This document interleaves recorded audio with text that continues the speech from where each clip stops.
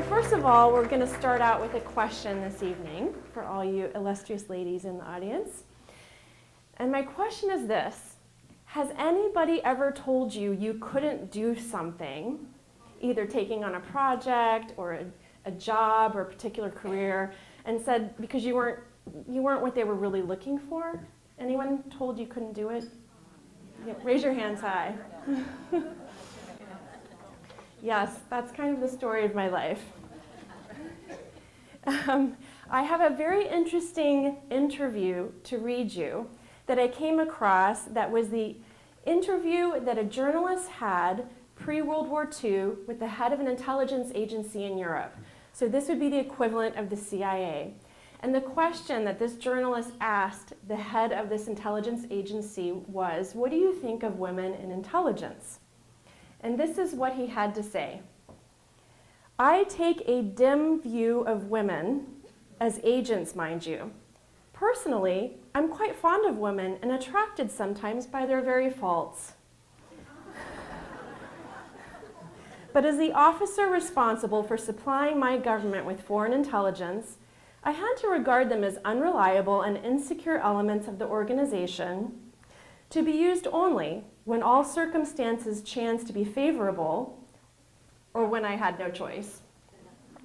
An agent should be calm, unostentatious, and reticent. Women are emotional, vain, and loquacious. They fall in love easily and without discrimination. They are impatient with the strict requirements of security measures. And my personal favorite, they withstand hardships poorly.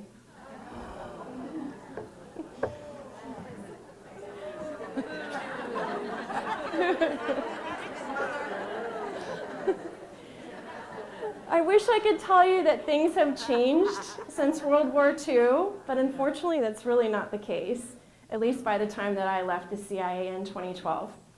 So when I was brought in January 2002, that first whole year was a year of tradecraft training. And this is where they taught you the nuts and bolts of being an intelligence officer. And so because it's such an important, am I doing something wrong or is it the, okay. Because it's matters of life and death, your ability to carry out secure operations, they assign a mentor to every 2 students. And so when I found out who my, oh boy, hello, ABC 1, 2, 3. When I found out who my mentor was, I was amazed because this guy was a living legend at the CIA. And I thought, who better to learn the basics of intelligence from, okay, we'll try this one. So the first day, this gentleman comes into our little student office to introduce himself, and he spends about 20 minutes with us. And I'm really into body language, and it doesn't take long for me to realize that he's not even looking at me. But he's looking at my colleague Adam the whole time. And so I'm like scooting my chair over, I'm like leaning over, I'm over here. After he left the office, Adam said to me, that was weird. I'm like, did you notice that? He's like, how could I not notice? Like, he acted like you weren't even in the room. And I was like, that's exactly what it seemed. And so this was my first indication that men weren't comfortable with women in operations. And so over the next couple of months, he essentially gave all instruction to my colleague Adam while spitting the juices of his chewing tobacco into his styrofoam cup at 7 in the morning. Charming. But then things got really weird because Adam dropped out of the training program. He said, my wife and I are not prepared to live an undercover life, changing countries every year or 2 and being at the government's whim. This is not for me, and I'm dropping out today. And so then my mentor had to actually look at me because no one else was in the room. And it didn't take long until he actually admitted to me that he had never worked with women in operations.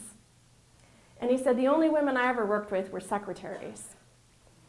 What is it that you want to do here in the CIA? And I was like, well, I want to be a counterterrorism officer. Why would you want to do that?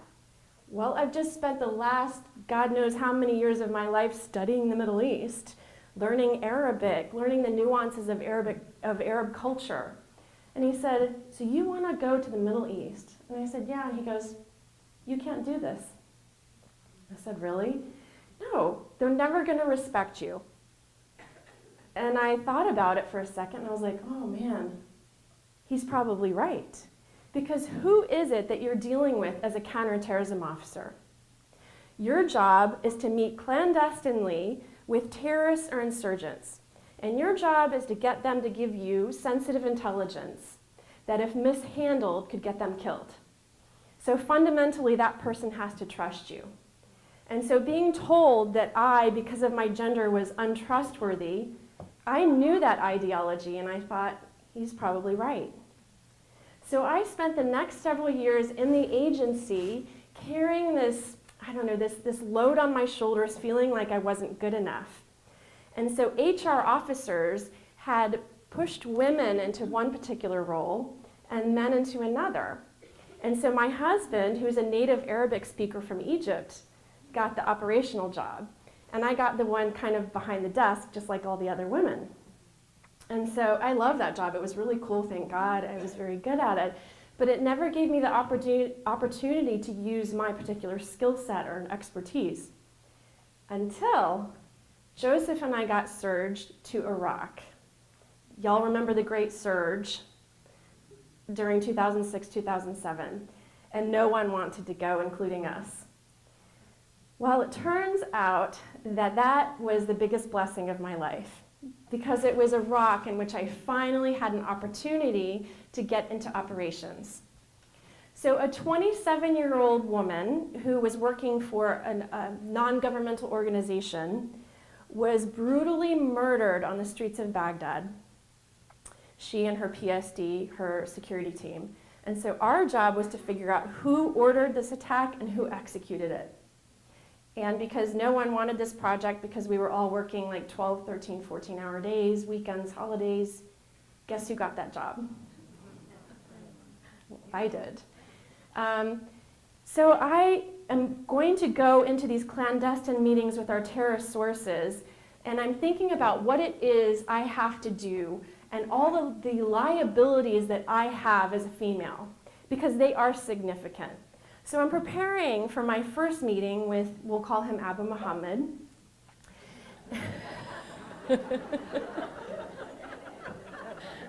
I don't know why that's funny, but I'm glad you're laughing. So I'm ready for my first meeting with Abu Muhammad, and I'm thinking about this huge gulf that exists between us. Because what are my liabilities? Number one, I'm an American. Number two, I'm a CIA intelligence officer. Number three, it is assumed I'm an infidel. And number four, I'm a female, I'm a woman, right? So the deck is absolutely stacked against me. And I realized that because I spent years of my life in the Middle East, studying the Middle East, and understanding this very hardened ideology. And I'm thinking about, what does Muhammad think about someone like me when I walk through the door? Do y'all want to guess? Because I'm not going to, I want you to tell me what you think, and I will not be offended by anything you say right now. What would Abu Muhammad think about me? You're a hot woman. Oh, that's right. Thank you. What else? What else would he think? Unintelligent. Unintelligent, naive. I can't. Dangerous. Yes, because I wouldn't know what I'm doing, right? Yeah, because Abu Muhammad is a very distasteful human being. I mean, this guy was no joke. He was an insurgent leader, and I don't even want to know how many people he killed before he came into a partnership with the CIA. But he is now risking his life to give us the intelligence to be the mole so that we can stop these attacks before they occur. So he's very distasteful, but he's our partner, and he has to trust the person he's working with. And I'm about, when I walk the door, I'm about as an untrustworthy person as you could get for Abu Muhammad. And then you have this other dynamic, which you alluded to so kindly in the beginning. For him, his ideas of women and their roles in society is so different than ours, of course. So in his mind, a woman should never leave the home unless she leaves in the care of a male guardian. Her husband, her son, her brother, her father. And if you leave the home, you should be munaqaba, which is just the eyes showing. And you should never be alone in a room with a woman or with a person of the opposite gender with whom you're not married or family. That is haram, forbidden. However, these guys who are holier than thou in public, if given the opportunity, are very excited to do the thing that's haram. Now, it's embarrassing to say that, but this is the dynamic that I was dealing with and I was very aware of after having lived in the Middle East. And so I'm about to go into my meeting, and I take the battery out of my phone so I can't be geolocated or listened to clandestinely. I adjust my paperwork and my notes. I adjust my blazer. I take a deep breath. I am shaking because I'm so excited. And also I'm really nervous because I know what it is I'm up against. I know Abu Muhammad is smart. Most terrorists are incredibly intelligent, wickedly intelligent. I mean, there's a few dumb terrorists. They exist, but they're not the majority. And so I knew I was going to be dealing with a guy who's just as good at reading body language as I am. So I'm going to be assessing him, and he's going to be assessing me immediately. And I know that if I'm going to walk into this meeting, I'm going to be successful, I have to bridge this massive gap between me and Abu Muhammad, and I have to do it quickly. 5 minutes or less, that's all I got. So I took that deep breath, knocked on the door, opened it, walked inside the room. Abu Muhammad's across the room. He sees me, he jumps out of his chair, and I can see his face. He's like, ah! He's so excited that a girl just walked in the door who's not covered. And I'm like, here we go. So I walk across the room, I stick my hand out, and I go to shake Abu Muhammad's hand. And I have to be very careful to extract myself from his grip. Otherwise, he'd stand there and caress it and hold on to it. Believe me, I've been there. I have to pull my arm out. It's so awesome to get hit on by a terrorist, can I just tell you? Confidence.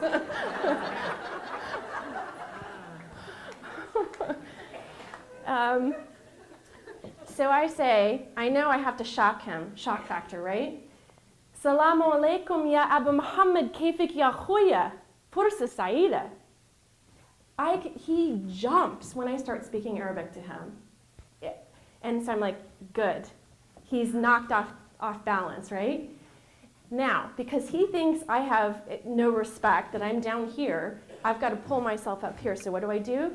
I say, Abu Muhammad, I know everything about you.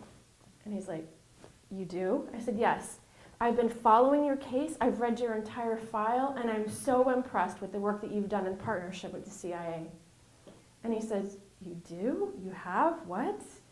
And I said, yeah, and I know that we have saved probably dozens of lives because you put your life on the line, and I really appreciate that.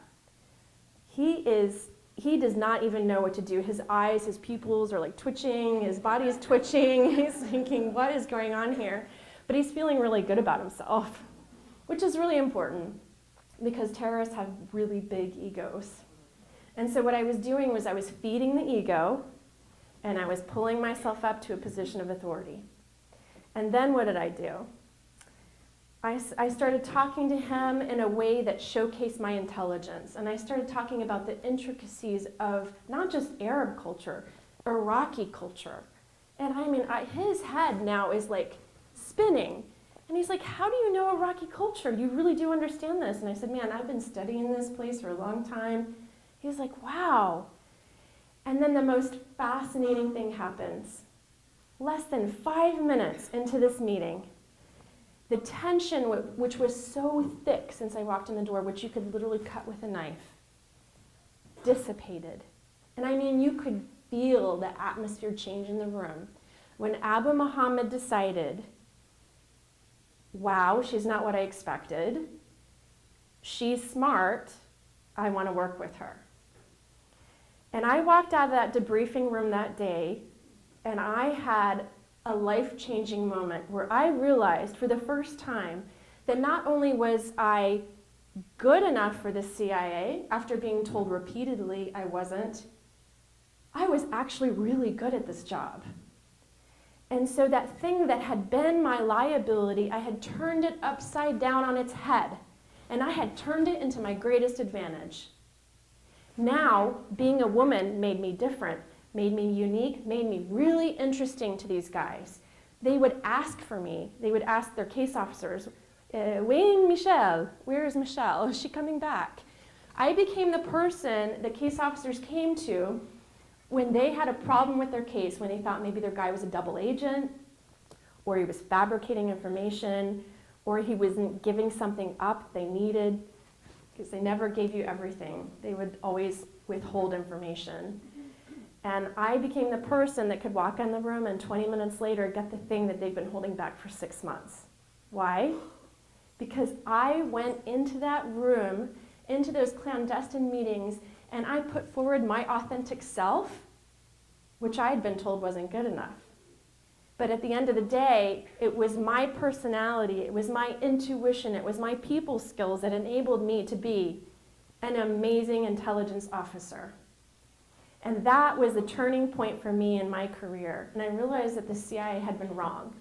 My training mentor was wrong. All the HR staff that pushed women into one role and men into the other, they were all wrong. But it took me years to figure that out.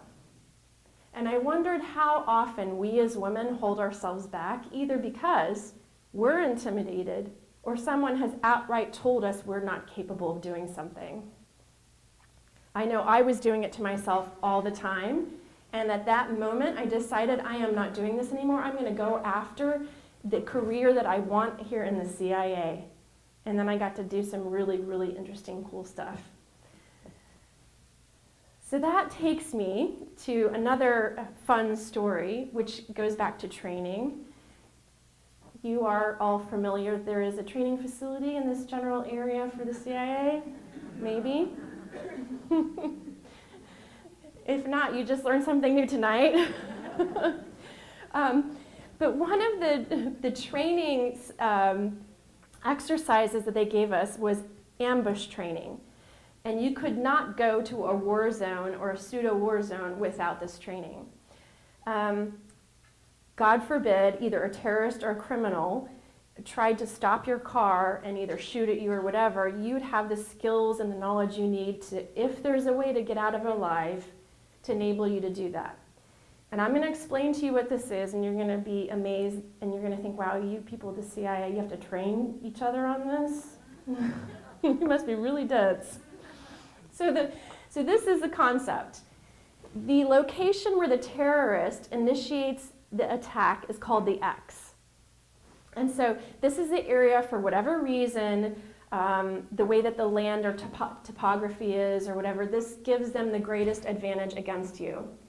And so the idea is that you have to do anything possible to get off the X, because this is where you're vulnerable. So if you're in your vehicle and your vehicle is operable, you drive off the X. But if your tires are shot out, roll on your rims off the X. I actually had colleagues in Baghdad that were in the middle of a firefight, and they rolled on their rims 1.5 miles back into the safe green zone. It worked. And they had a level 6 armored vehicle, and so they were okay. But if your vehicle is no longer operable, then you have to get out of your car and you have to run. And again, I know that sounds really basic, but sometimes people run into the direction of their attackers. So the idea is you've got to be clear-headed in that moment and say, what's happening, where's the attack coming from, and how do I respond appropriately? Do you all remember Anders Breivik, the Norwegian terrorist who carried out an attack on a youth camp several years ago? Yes. There was a fascinating interview of him in a jail cell. Anders Breivik said, I was really fascinated by the fact that when I held the automatic weapon up to these teenagers, they froze. I thought they were going to run into the water and swim away, and I kind of wanted them to do that. But they were so scared that they froze in place and they let me shoot them. And I think 70 young people lost their lives in that attack. And so what happens is when you're overcome with fear, you have 3 potential responses: fight, flight, or freeze. And so you have to do anything but freeze. So this was the exercise. They geared us all up and they put us in a jalopy car and they sent us into the woods. There's nothing around, just woods and a dirt road, and said drive at like 30 miles per hour, until something happens. Don't know what that could be. So I'm sitting there and I'm having a premonition, because we're women, right? So you kind of feel things before they happen. I look at my door and I'm like, I try the door. It is sealed shut. I was like, crap. So I'm never going to get out this door. And I look over at my other colleague, and he is feverish and sick. And I'm like, what are you doing here? He's like, gotta get through this training. I'm like, okay, well, he's not going to move fast. So I bet what's going to happen is I'm going to have to crawl over the center console and get out either the right or the left, driver's seat or passenger seat. Okay, I can see what I need to do. Got it.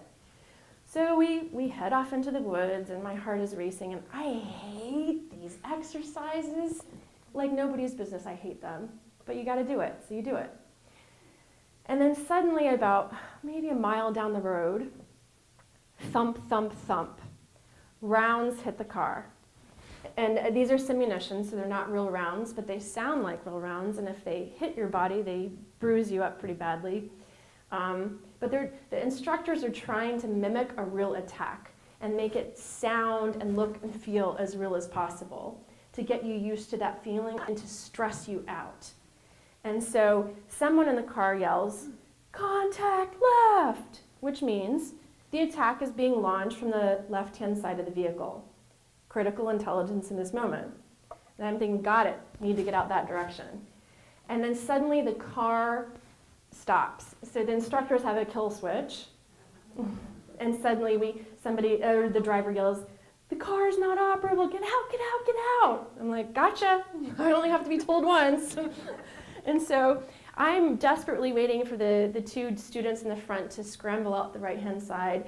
And I'm like, come on, come on, come on, finally. As I look over, because my colleague can't figure out how to open his door. He's doing exactly like I suspected. He is stressed out, but he's not thinking clearly because he's got a fever and whatever. So I'm like, I knew it. So finally, these guys get out. He's still trying to figure out how to open the car door. I get out the front, hoping that the attackers haven't crossed the front of the car to lay down some rounds on me. I get out of the vehicle, I look up, nobody's there, thank God. And then I turn around and I realize my colleague has finally gotten the car door open. However, he's forgotten to unbuckle his seatbelt, so he's fallen out onto the ground, and he's still very much attached to the car. It was like, oh my gosh, this is not your day. And so we had been told, you've got to lay down cover for your colleague, and you've got to help them, get them to safety, get them to cover. And so I took one look at the advancing terrorists and one look at my colleague, and I ran into the woods. Y'all, I wasn't hired for the military. You do not want to take me to war, I tell you right now. It turns out he actually sprained his ankle, but he got all shot up before anybody realized it. So he was a lost cause anyway. So we're running like hunted prey into the woods, and rounds are whizzing by, and they're hitting us on all of our extremities. I'm sure we would have already been dead. And then the guy in the front tripped on a tree root, and then the guy right after him tripped on one of his legs, and then I was hot on his heels. I could not stop my forward momentum. You know how that happens. You see it in slow motion, and you're like, no. And I hit this guy so hard, and we all go flying in the air, and we land in the muck because it had been raining. And I'm like, did I just get a concussion? What just happened? And we're laying there, and I'm thinking, got your back, America. Got the best and brightest right here. So as much as I hated that training scenario, I actually had to use that in the field, in the first country in which I was deployed. And that was a two-year posting in a place that's called one of the kidnapping and carjacking capitals of the world. So it was not a joyful posting, I can say. I won't necessarily get into that right now, but that whole book, that whole story is in the book. But I thought I was about to get kidnapped and sold to Al-Qaeda, so that was awesome. And so really what I learned from that ambush exercise is some real life lessons. And that is, so often we think that we look at others and we look at how well they're doing and we think, wow, Michele, you went from Central Florida into the CIA. You must be really something.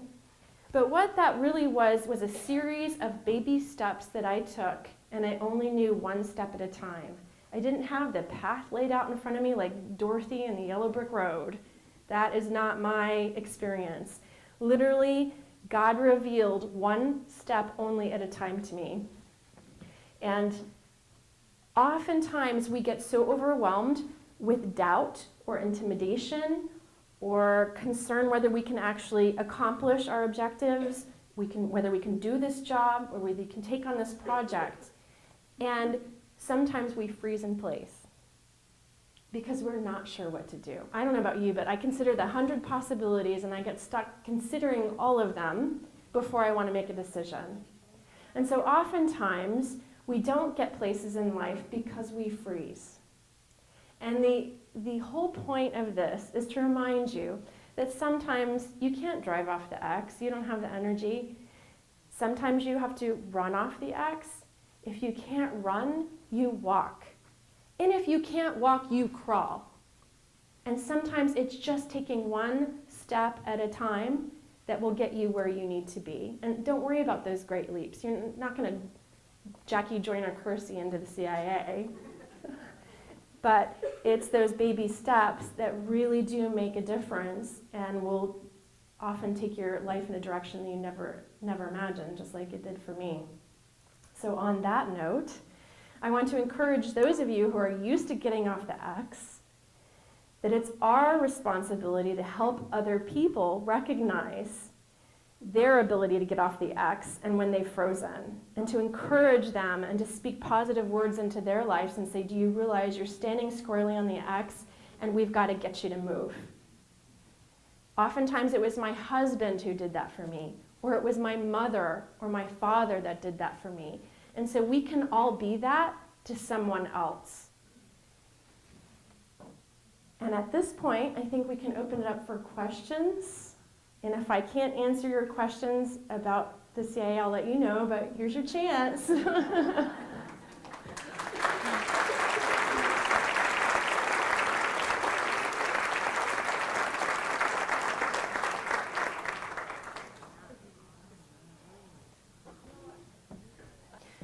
So my sister is my best friend. She's one of them. And I have another college best friend who also did the same.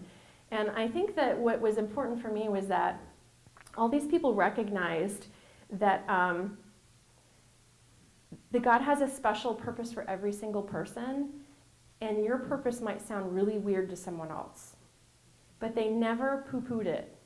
They said, I don't understand it, but if this is your calling in life, then I will support it. Yes?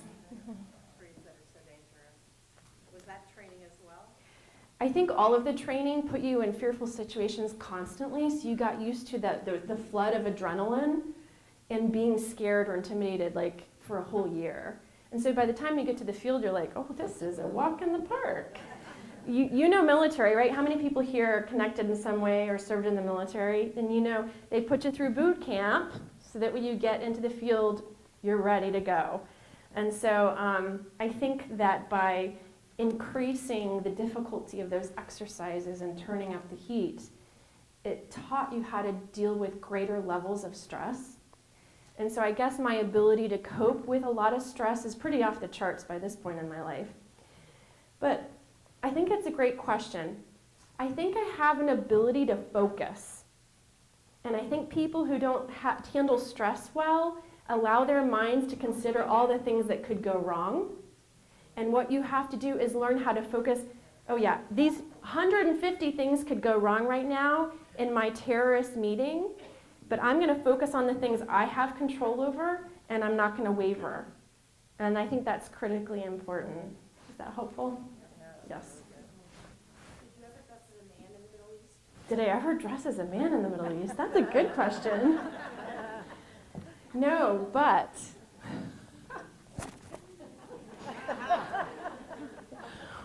our first posting, we arrived on the weekend. No one told us that their weekend was totally different than the United States, and that a terrorist threat had been issued against Americans and Europeans, and so we weren't allowed to go anywhere.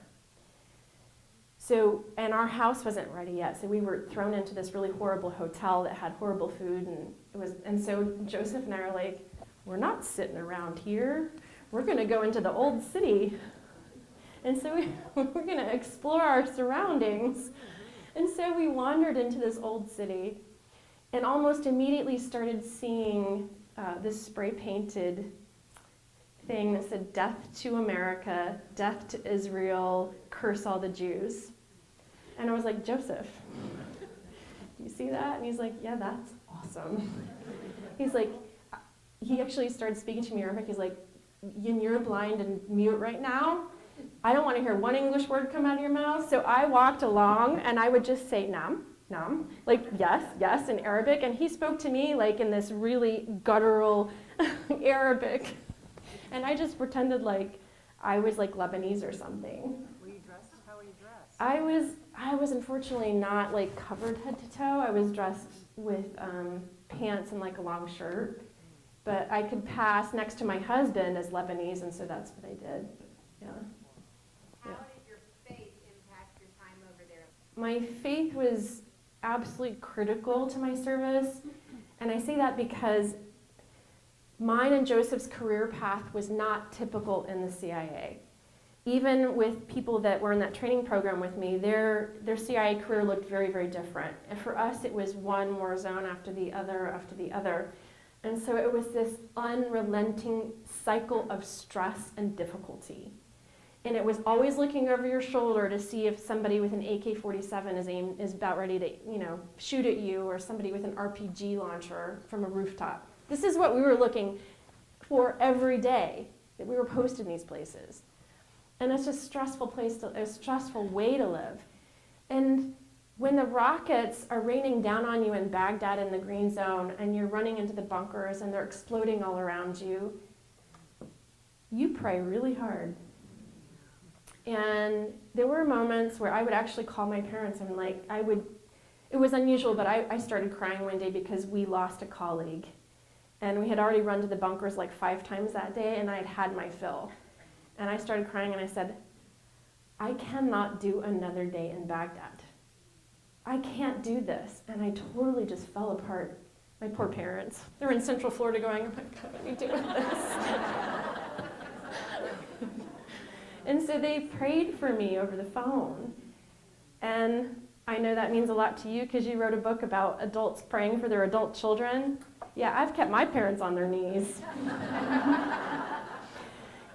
And I am absolutely certain that it was prayer in that moment that got me through just to survive to the next day. And that career in the agency was so hard. The CIA is a very inhospitable place to work. It's an incredibly hostile work environment, and I probably had some of the worst managers a person could ever have. And there were so many days and years where I said, "Lord, I don't want to do this anymore." And I would pray, and I would hear the words, "Not yet, not time to leave." I don't know how to explain it, but I have this connection, I can hear that, and I can get feedback. There were certain times I don't get any feedback, but a lot of times I hear it, and I would say, a year later, "Can we go now?" And I would hear, "Not yet." And oh, really? We're going to another war zone? Are you kidding me? I felt like every time there was a new war zone popped up, they'd be like, well, no one wants to go. Oh, I know, you should send Joseph and Michele. Like, send those two. And you're like, really? Lord, why? And now the fact that I can use these stories, I can use this 10 years of experience to inspire other people, other women, to get out of your comfort zone and to do the hard things. The fact that I have a testimony now to share with people that is meaningful. I'm not telling you nice platitudes about, do the hard things. I did the hard things. I was there. I lived through it, and now I can pass it on to you. And so I think my faith is what has sustained me at every single step in my life and is critical to every decision that I've ever made.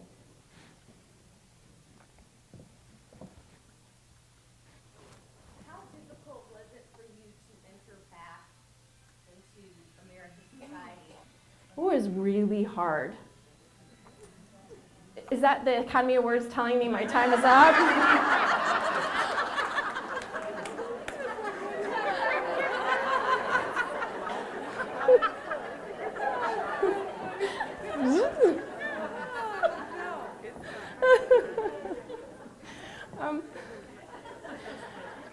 When you've gone through that life and death stuff nonstop for 10 years and you come home and you're standing in the Publix aisle and you're trying to figure out which salad dressing to choose, it's like overwhelming in a really good way. You have a hard time at first because, and again, a lot of you military-connected folks, the PTSD can be significant. Like, don't you know what I just went through for 10 years and y'all are acting normal? I just saw death and destruction and torture. Can't you know? Why are you acting like everything's very nonchalant? Because they don't know what you've been through. And so I think the reentry was really hard. Plus, Joseph and I had no resume. It's hard to leave the CIA because you can't tell anyone what you've done for 10 years. So it's like having a hole from your entire adult working life. How are you going to get a job? And by the way, you can't get any references because the CIA will neither confirm nor deny that you ever worked there. So it's a scary prospect leaving, it's very difficult leaving, and you don't know what you're worth on the outside, and you don't even know what your skill sets are. Like, I can handle a terrorist like nobody's business. Will that help you? Like, what? I could be a great school teacher, that's right.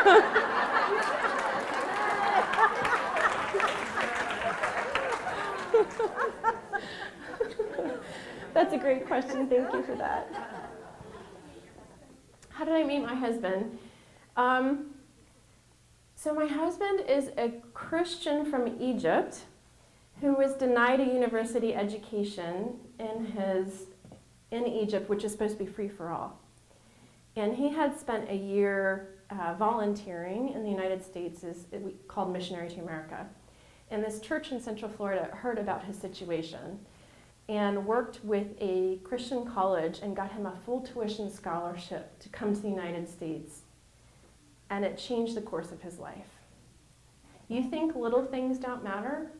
That one youth pastor in that church said, I have to do something. And she didn't even know what the outcome would be. And because she went out of her way and got off the X, she got him a full tuition scholarship. And the fact that that young man who's from a part of Egypt from which the roots of Al-Qaeda come from, could come to this country, not only get his education, become American, and then serve as a counterterrorism officer, again, you can't plan those things. Somebody bigger than you is planning those things for you. Now, he's a very proud American. Yeah. Yes. Do you think you would have stayed in the CIA as long as you had without your husband with you? I don't think I could have done it not married. I don't know if I'd have been strong enough. Yeah. She asked if I would have stayed that long in the CIA without being married. And I mean, there were some single women who did it. They were very, very strong and very determined, but I'm not sure if I could have done it alone. Yes?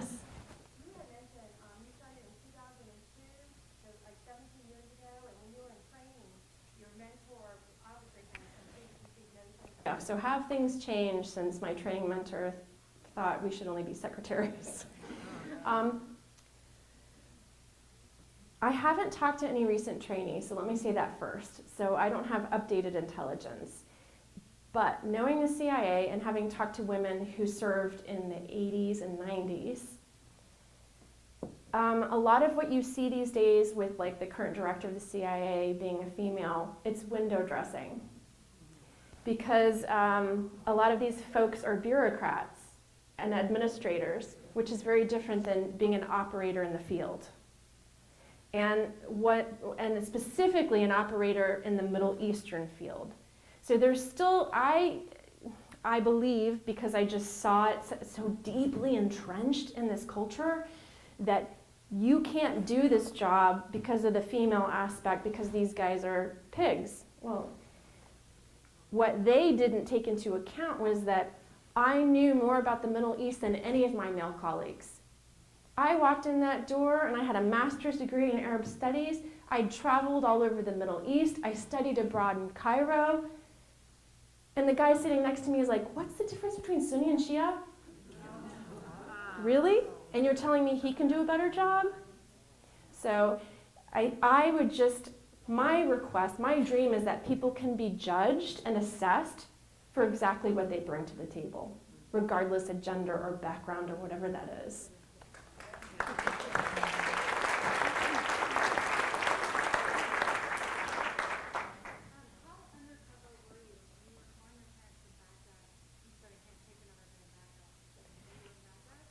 Yeah, so generally we were allowed to share where we were. A little bit different than what you might be familiar with, like special ops guys that can't tell anyone which part of the world they're even going to. So for us, we were permitted to tell our families we were in the CIA if they could handle that information. And they knew where we were, but they just didn't know the specifics of what we were doing day to day. Yeah. So she's asking, you know, if you're so deeply undercover, and then you go about your normal business outside of work and you're meeting with people and making friends, how do you then keep your cover and all of that? We didn't have social lives outside of, we were always working. No joke, we were always working. There was only a couple places where we even had a couple friends, but that was highly unusual, and they were usually friends from like other Americans or Europeans. So we didn't do a lot of mixing, just because of the time factor.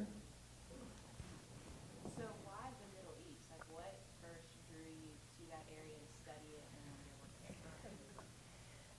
Because I should have studied Italian culture.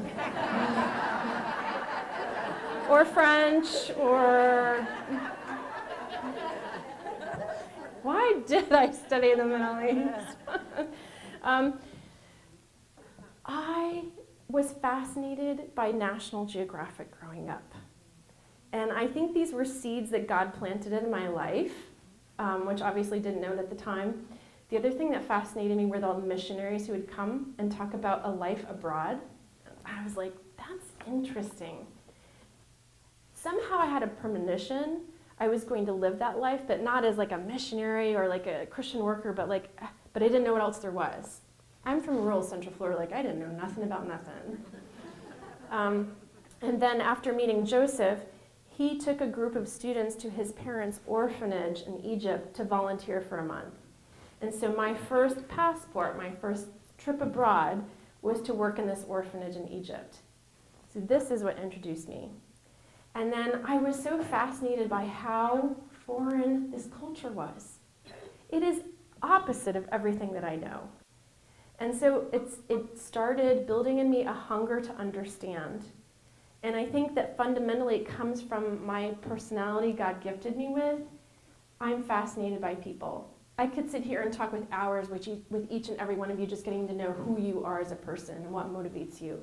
So I think fundamentally I was trying to understand, and so I kept feeling led to study Arabic and do a semester abroad, and I kept one thing after the other, and it kept building and building, and next thing you know, I'm the tip of the spear at the front of the war on terror, which is something I could have never planned. How do you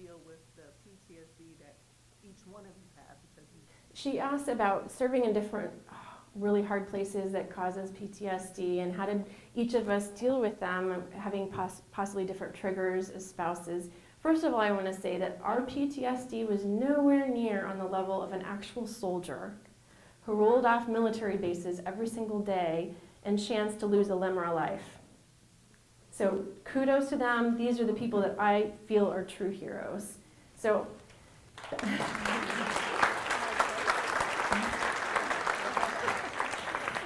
so I feel like I shouldn't even be talking about PTSD. But I think it's important to know that when you've been dealing with such heavy matter, I mean, and the amount of, you just said stress, and the intense stress, like, it does things to you.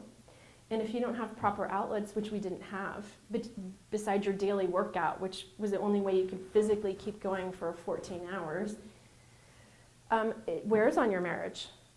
For sure, it's stressed our marriage. And then you've got to be able to find some way to bring it back home and focus on the people who love you and your faith. I think there's no one recipe. You just kind of like figure it out. And I'm very grateful to have the supportive infrastructure of people who let you tell your stories, because I think the more you tell your stories, the more healed you feel. Does that answer your question? Yeah.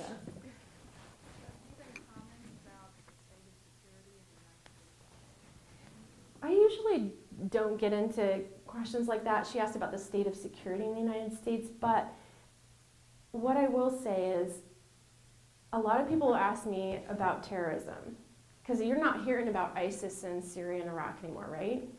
We're finished. Everybody's good.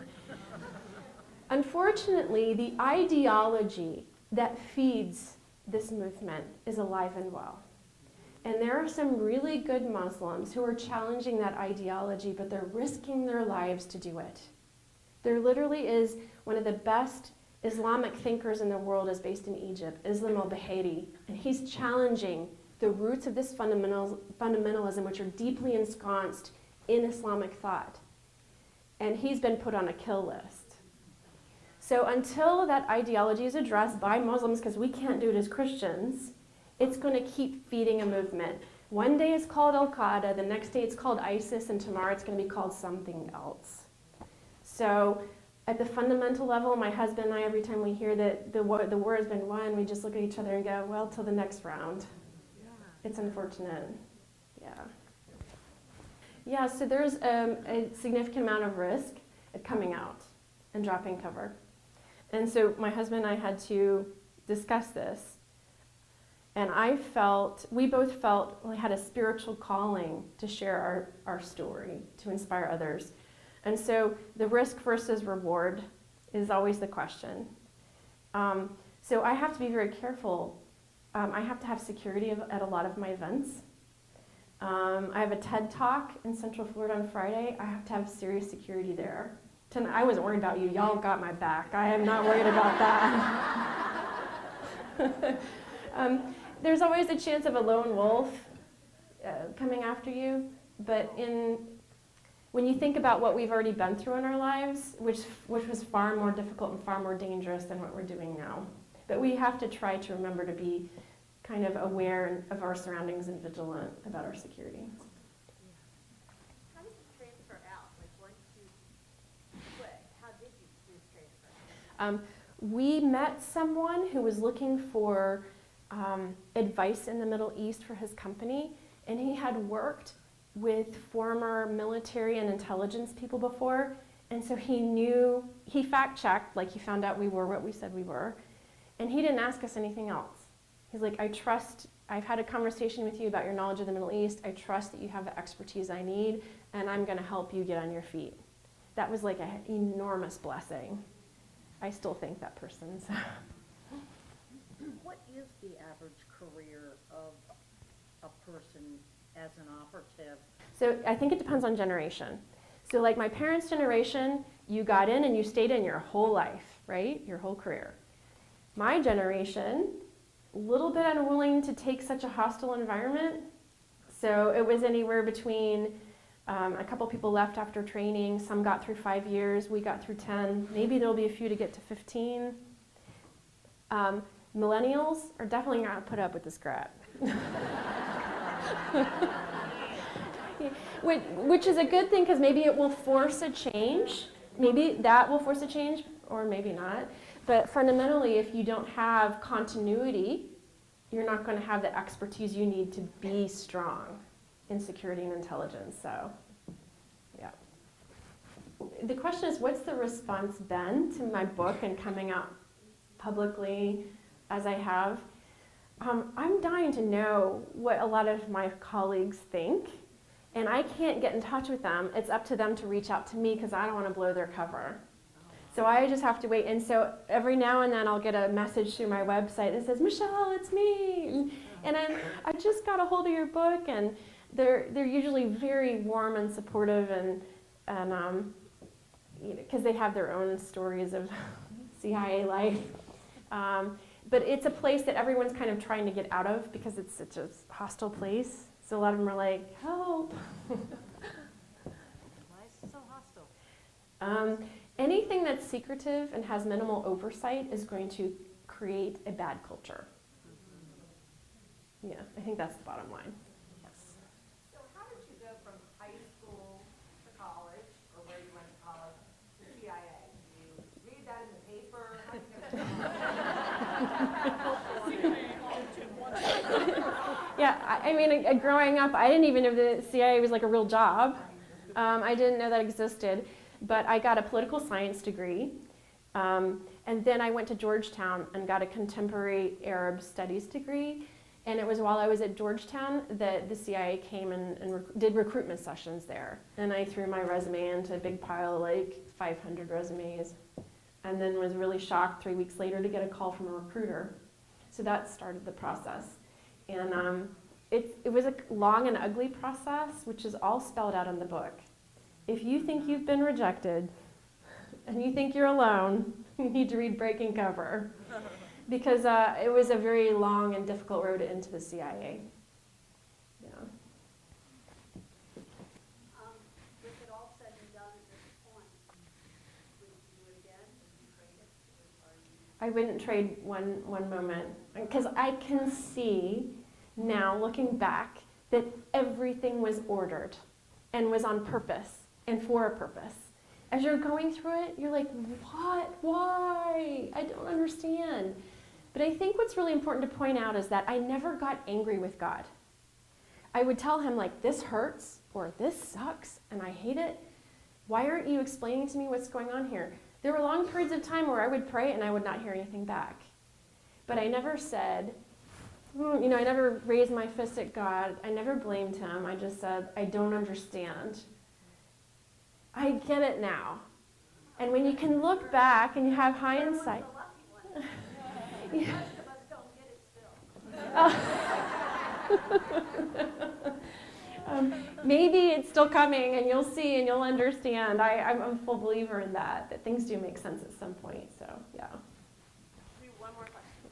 How did you learn to read body language and how to be a good read of a person? Yeah. Did that come to the CIA? Well, I have a natural facility for that, which I didn't realize until I was, and I didn't even realize that was a real skill. I just realized that I was questioning this guy, and this is in the book, teaser. When he started squirming in his seat as I asked hard questions, I was like, something's up here. This guy says he's an Al-Qaeda Amir, but every time I ask him about his responsibilities in the group, he starts shifting in his seat. And I left the operation that day realizing something was wrong, and I eventually was able to prove that guy was never a part of Al-Qaeda. He was not an Al-Qaeda Amir, and he was fabricating all this intelligence in order to put food on the table to get paid. I was like, oh my gosh, that was so easy for me. Like, I picked up on that. And so then later on in the agency, I got nonverbal behavior training that enhanced that. And now I'm a secret weapon. Thank you.